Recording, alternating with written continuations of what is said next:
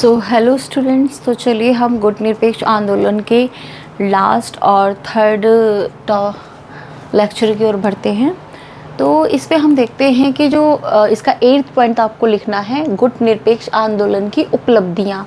तो गुट निरपेक्ष आंदोलन की हम उपलब्धियों में क्या देखेंगे, जो भी इंडिपेंडेंट कंट्रीज़ हैं उनको कैसे उनकी स्वतंत्रता को बनाए रखने के लिए इसने हेल्प किया। ठीक है, तो गुट निरपेक्ष आंदोलन ने जो भी स्वतंत्र कंट्री हैं जो कि द्वितीय विश्व युद्ध के बाद स्वतंत्र हो चुकी थी, राइट, तो अब उनकी सॉवरेनिटी या संप्रभुता को बनाए रखने में कैसे उन्हें हेल्प किया नॉन अलाइनमेंट मूवमेंट।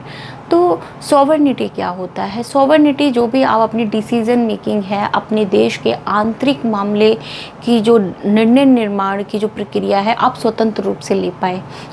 तो इसे बनाए रखने में गुट निरपेक्ष आंदोलन ने एक बड़ी भूमिका निभाई, क्योंकि देखा गया कि भाई जैसे ही देश सेकेंड वर्ल्ड वॉर के बाद बहुत सारे देश आज़ाद हो रहे थे, तो वही अगेन रिपीट होगा कि आपका जो पूंजीवाद या कम्युनिस्ट खेमे में चले जाइए। लेकिन इस प्लेटफॉर्म ने एक नया रास्ता दिया। जो भी स्वतंत्र देश थे जो कि या तो हो रहे थे, कि वो स्वतंत्र होने के बाद भी अपनी जो सॉवरेनिटी है, अपनी स्वतंत्रता को कैसे बनाए रख सकते हैं, क्योंकि बहुत सारी कंट्री स्वतंत्र हो रही थी। अगर वो किसी एक प्लेटफॉर्म में शामिल ना होती, अपना खुद का एक प्लेटफॉर्म ना बनाती, अपना खुद का एक ग्रुप ना बनाती, तो हो सकता था किसी ना किसी तरीके से या तो यूएसए या तो रशिया उन्हें प्रभावित करके दोबारा से उन्हें अपनी कॉलोनी बना लेते, या इनडायरेक्टली अपने जो भी निर्णय हैं उनके ऊपर थोपते, राइट। तो नॉन अलाइनमेंट मूवमेंट या गुट निरपेक्ष आंदोलन ने क्या किया कि जो ये सारी कंट्रीज़ थी, स्वतंत्र होने के बाद भी उनको अपनी सॉवरेनिटी और स्वतंत्रता को बनाए रखने के लिए, मेंटेन करने के लिए एक प्लेटफॉर्म दिया, जिसे कि गुट निरपेक्ष आंदोलन कहते हैं।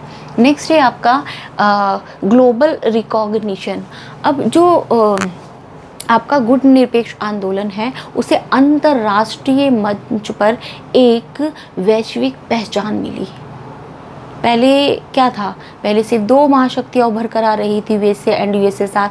लेकिन अब देखा जा रहा था कि जो नॉन अलाइनमेंट मूवमेंट या गुट निरपेक्ष आंदोलन के जरिए जो नई स्वतंत्र कंट्रीज़ हुई हैं, जो किसी भी समय पर किसी देश का उपनिवेश रही थी, जो अब स्वतंत्र हो चुकी हैं, उनका एक अलग से ग्रुप है, और वो ग्रुप एक वैश्विक पहचान के रूप में उभर कर सामने आया। तो इसका अब हम थर्ड पॉइंट देखते हैं, वर्ल्ड पीस, राइट। तो जो वैश्विक शांति को स्थापित करने में गुट निरपेक्ष आंदोलन ने क्या भूमिका निभाई, तो हम देख सकते हैं कि जब शीत युद्ध चल रहा था, उस समय पे एक वैचारिक युद्ध चल रहा था। हाँ, कभी भी ऐसा लग रहा था कि भाई ये जो वैचारिक युद्ध है, जो पीछे से लड़ा जा रहा है, आमने सामने ना होकर, वो कभी भी ये ज्वालामुखी फट सकता है और तीसरा विश्व युद्ध ना हो जाए। लेकिन गुट निरपेक्ष आंदोलन ने इसे बिल्कुल एक तरह से ऐसी टेंशन को, ऐसे प्रेशर को इसको क्या किया, इसको रिड्यूस कर दिया, इसको कम कर दिया। हाँ, जो भी वैचारिक आंदोलन की लड़ाई चल रही थी, वो एक तरह से वास्तविक युद्ध में ना तब्दील हो जाए, इसके लिए गुट निरपेक्ष आंदोलन ने एक ऐसा प्लेटफॉर्म तैयार किया जिसमें कि बहुत सारे जो स्वतंत्र देश हैं वो इधर उधर ना समिट होके यूएसएसआर और यूएसए के खेमे में ना जाकर उन्होंने अपना एक प्लेटफॉर्म बनाया, और इन लोगों की जो शक्तियां हैं थोड़ी कमज़ोर हो गई, और इनका जो नॉन अलाइनमेंट मूवमेंट है, जो न्यू स्वतंत्र देश हैं, वो एक तरह से उन्होंने अपनी एकता गुट निरपेक्ष आंदोलन के रूप में स्थापित की, और थर्ड वर्ल्ड वॉर या देखा जाए आपका जो वर्ल्ड पीस को बनाए रखने में एक महत्वपूर्ण भूमिका अदा की। ठीक है, नेक्स्ट पॉइंट देखिए, 9th पॉइंट है इसका, गुट निरपेक्ष आंदोलन की सीमाएं। तो गुट निरपेक्ष आंदोलन की सीमाएं क्या थी, क्या कमियां रह गई थी इसमें, तो हम उसमें देखते हैं limitations of the non alignment movement. तो इसमें क्या इसकी जो इसकी कमियां क्या थी, तो हम देखते हैं कि इंटरनल डिविजन्स हो गया था। जो भी नॉन अलाइनमेंट मूवमेंट था, गुट निरपेक्ष आंदोलन था, इसमें देखा गया कि एक समय के बाद जो बहुत सारे देश थे छुप छुपा कर वो यूएसए या यूएसएसआर के ग्रुप में वैचारिक रूप से प्रभावित होकर उनके ग्रुप में चले जा रहे थे। तो हम देखते हैं यहाँ पे एक आंतरिक विभाजन देखने की बात मिलती है, इंटरनल डिवीज़न, आंतरिक विभाजन। ठीक, नेक्स्ट पॉइंट है वीक इन्फोर्समेंट। तो देखा जाए जो भी गुट निरपेक्ष आंदोलन है, अगर वो कोई भी पॉलिसीज़ बना रहे हैं या कुछ भी रूल्स रेगुलेशंस को इम्प्लीमेंटेशन करवाना है, तो उनके पास वो शक्ति नहीं थी, वो पावर नहीं थी कि वो फोर्सफुली तरीके से उन चीज़ों को इन्फोर्स करा सके, उनको इम्प्लीमेंट करा सके। तो एक इसकी गुट निरपेक्ष आंदोलन की ये भी एक कमी के रूप में देखा जा सकता है। नेक्स्ट पॉइंट है आपका सुपर पावर पर प्रेशर डालने की शक्ति बहुत सीमित थी। जैसा कि यूएसए है, यूएसएसआर है, फ्रांस है, जापान है, बहुत सारे ऐसे जो विकसित देश हैं, अगर वो कुछ गलत कर रहे हैं, अगर वो थियोरी ऑफ जो आपकी इम्पीरियलिज्म है, साम्राज्यवाद की नीति है या उपनिवेशवाद की जो पॉलिसी है, उसको एक तरह से फिर से स्थापित करने की कोशिश कर रहे हैं, या किसी किसी भी देश के साथ वो रेशियल डिस्क्रिमिनेशन कर रहे हैं या किसी भी प्रकार का जो शोषण कर रहे हैं, गुट निरपेक्ष आंदोलन ऐसी महाशक्तियों को रोक पाने में असमर्थ रहा। तो ये इसकी कमियां रही हैं। अब देखिए समकालीन प्रासंगिकता क्या है, जो वर्तमान समय में जो नॉन अलाइनमेंट मूवमेंट या गुट निरपेक्ष आंदोलन है, तो इसकी क्या प्रासंगिकता है, राइट। तो बोला जाता है कि भाई जो गुट निरपेक्ष आंदोलन था, जो कुछ स्कॉलर्स रहे हैं, जो कुछ ऐसे पॉलिटिकल थियोरिस्ट रहे हैं, राजनीतिक वैज्ञानिक रहे हैं, उन्होंने कहा कि भाई जब कोल्ड वार ही ख़त्म हो चुका है, कब जो आपका स्टार्ट हुआ था सेकेंड वर्ल्ड वॉर के बाद, और 1990s या 91 तक जो चला, क्यों? क्योंकि दो महाशक्तियाँ थी पहले, यूएसए एंड यूएसएसआर। बट जैसे ही 1991 में जो यूएसएसआर का विघटन हो गया और 15 गणराज्यों में वो विभाजित हो गया, उसके बाद देखा गया यूएसए एक महाशक्ति के रूप में उभरा। और नॉन अलाइनमेंट मूवमेंट बना ही क्यों था? नॉन अलाइनमेंट मूवमेंट या गुट निरपेक्ष आंदोलन जो यूएसए है या पूंजीवादी जो आइडियोलॉजी है, यूएसएसआर है जो कम्युनिस्ट या साम्यवादी आइडियोलॉजी है, इनके सैन्य ब्लॉक में, इनके सैन्य गठबंधन में, इनके ग्रुप्स में वो नहीं जाना चाहता था, अपना एक स्वतंत्र प्लेटफॉर्म रखना चाहता था। लेकिन जैसे ही यूएसएसआर का विघटन हो गया, उसका पतन हो गया, तो अब नॉन अलाइनमेंट मूवमेंट या गुट निरपेक्ष आंदोलन की प्रासंगिकता रह ही नहीं जाती।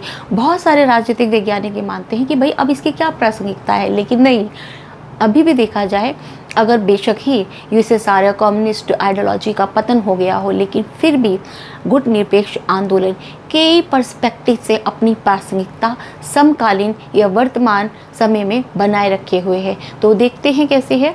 तो यहाँ पे है स्ट्रैटेजिक ऑटोनॉमी, तो इसको रणनीतिक स्वायत्तता भी कहते हैं। तो स्ट्रैटेजिक ऑटोनॉमी में देखते हैं कि इंडिया अपने अभी भी कि कोई भी निर्णय नॉन अलाइनमेंट मूवमेंट या गुट निरपेक्ष आंदोलन के तहत देखा जाए, उसका मॉडर्न वर्जन या आधुनिक वर्जन देखा जाए नॉन अलाइनमेंट मूवमेंट का, तो यहाँ पे स्ट्रैटेजिक ऑटोनॉमी इंडिया फॉलो करता है। वो स्वयं होकर अपने डिसीजन मेकिंग करता है, निर्णय लेता है बहुत फ्रीडम से, राइट। तो इसका मॉडर्न वर्जन ऑफ हम गुट निरपेक्ष आंदोलन कह सकते हैं। इसका दूसरा पॉइंट है रशिया यूक्रेन कॉन्फ्लिक्ट। 2022 में जो रशिया और यूक्रेन का कॉन्फ्लिक्ट हुआ था, वहाँ पे क्या था, यहाँ पे जो हमारा जो इंडिया है उसने पूरा फुली तरीके से ना तो उसने यूक्रेन को सपोर्ट किया, ना तो रशिया को सपोर्ट किया। वो दोनों की तरफ ही जैसा उसकी नेशनल इंटरेस्ट, इंडिया का जो राष्ट्रीय हित उसको लगता था जहाँ सही है, वो उस तरीके से निर्णय लेता था। वो किसी तरह से इसने ना तो रशिया न यूक्रेन को फॉलो किया, राइट। तो हम देखते हैं इस मॉडर्न वर्जन ऑफ गुट निरपेक्ष आंदोलन में आधुनिक जो इसका दृष्टिकोण है गुट निरपेक्ष आंदोलन का, जो इंडिया को एक फ्रीली तरीके से अब उसके निर्णय लेने में एक बहुत बड़ी उसको इस तरह से हेल्प करता है। नेक्स्ट पॉइंट है आपका मल्टी अलाइनमेंट पॉलिसी, बहुनिरपेक्ष नीति। पहले क्या था आपका नॉन अलाइनमेंट मूवमेंट, गुट निरपेक्ष आंदोलन, वो न्यूट्रल होके एक तरह से डिसीजन मेकिंग लेगा, वो किसी भी खेमे में शामिल नहीं होगा, वो किसी भी विचारधारा को नहीं अपनाएगा। लेकिन अब modern version of non alignment movement क्या बोलता है, या आधुनिक दृष्टि से जो आज का जो गुटनिरपेक्ष आंदोलन है, आधुनिक गुटनिरपेक्ष आंदोलन क्या बात करता है, मल्टी अलाइनमेंट पॉलिसी या बहुनिरपेक्षीय नीति को फॉलो करता है। वो कहता है देखिए, अब ना तो यूएसए ना यूएसएसआर, पहले तो दो ग्रुप थे, कहीं जाना इसमें चले जाएं या उसमें चले जाएं, हम उससे बचते थे। लेकिन अब क्या है, हमें किसी से कोई मतलब नहीं है, हमको अपने राष्ट्र हित से मतलब है, अपनी सुरक्षा से मतलब है, अपने डेवलपमेंट से मतलब है। हमें कोई फ़र्क नहीं पड़ता, चाहे वो जापान हो, चाहे फ्रांस हो, चाहे अमेरिका हो, चाहे रशिया हो, कोई भी कंट्री हो। अगर हमारा हित किसी कंट्री के सपोर्ट से बनता है तो हम क्या करेंगे, हम उससे फ्रेंडशिप करेंगे। हम उससे अपनी जितने भी पॉसिबल हो सके अपने संबंध, अपनी रिलेशंस को और अच्छे बनाने की कोशिश करेंगे, चाहे वो चाइना ही क्यों ना हो, चाहे वो पाकिस्तान ही क्यों ना हो। अगर हमारा राष्ट्र हित किसी की फ्रेंडशिप से सधता है तो हम उसको साधेंगे, हम उसको फुलफिलमेंट करेंगे, हमें कोई मतलब नहीं है। हम क्या हो गया, हम हो गए हैं भाई बहुनिरपेक्षीय, मल्टी अलाइनमेंट पॉलिसी का फॉलो करेंगे, राइट। तो नेक्स्ट मुड़ते हैं इसमें। अब क्या है, आप इसमें हम क्या देखते हैं, अगर यूएसए है, यूएसए के साथ उसको कैसे संबंध है आज इंडिया के, टेक्नोलॉजी है, डिफेंस है, सुरक्षा या आपकी टेक्नोलॉजी में वो एक तरह से क्या कर रहा है, उसके साथ मिलके चल रहा है। रशिया के साथ क्या कर रहा है हमारा भारत, तो डिफेंस एंड एनर्जी कॉपरेशन कर रहा है, जो सुरक्षा तथा जो ऊर्जा में सहयोग कर रहा है, राइट। तो उसके साथ वो वाली ट्रीटी भी चल रही हैं। फिर गल्फ़ कंट्रीज़ के साथ कैसे काम कर रहा है, तो इंडिया गल्फ़ कंट्रीज़ के साथ उसको ज़रूरत पड़ती है भाई ऑयल की, नेचुरल गैसेस की, तो क्या करता है, वो उससे हेल्प लेता है। ऐसा तो नहीं वो उसको इग्नोर कर देगा, वो उससे भी हेल्प लेगा। तो गल्फ़ कंट्रीज़ को हम पहले ही पढ़ चुके हैं। फिर आता है आपका last point, voice of global south. अब ग्लोबल साउथ में इंडिया क्या करता है, अपनी वॉइस उठाता है किसके खिलाफ भाई, क्लाइमेट चेंज जो हो रहा है। एक जो क्लाइमेट चेंज हो रहा है एक बड़ी समस्या है आतंकवाद के बाद। हाँ, ये बड़ी समस्या है, आतंकवाद है, आपका क्लाइमेट चेंज है, फूड सिक्योरिटी इशू बना हुआ है, एनर्जी सिक्योरिटी बना हुआ है, राइट। जलवायु परिवर्तन, फूड सुरक्षा, भोजन सुरक्षा, ऊर्जा सिक्योरिटी, ऊर्जा सुरक्षा, ये सारे जो इश्यूज़ हैं, ये क्या है, ये एक तरह से जो आधुनिक गुटनिरपेक्षता के तहत जो भारत है वो एक तरह से इस प्लेटफॉर्म के जरिए आज भी उठा रहा है। तो इस तरह से हम कह सकते हैं कि जो गुटनिरपेक्ष आंदोलन, नीम या नॉन अलाइनमेंट मूवमेंट है, उसकी प्रासंगिकता आज भी बनी हुई है, ठीक है। तो होपफुली आपको ये लेक्चर आपको समझ आ गया होगा, और ये क्वेश्चन आपका बहुत इम्पॉर्टेंट है, इसीलिए अभी भी देखिए 6 बजने वाले हैं सुबह के, इसलिए मैं रिकॉर्ड कर रही हूँ ताकि आप एटलीस्ट ये इसके शॉर्ट नोट भी कई तरह की, जो भी मैंने आपको 2 क्वेश्चन कराए हैं, इसके बहुत सारे आपको लगेगा कि इसके 2 या 3 तरीके से आंसर बन जाएंगे। कभी कहीं आप 4 भी आंसर देख सकते हैं। हो सकता है गुटनिरपेक्ष आंदोलन एक लॉन्ग में दे दें और कहीं शॉर्ट में दे दें। पंचशील का सिद्धांत दे दे, वो भी हम कर चुके हैं, तो वो भी शॉर्ट नोट कर सकते हो आप।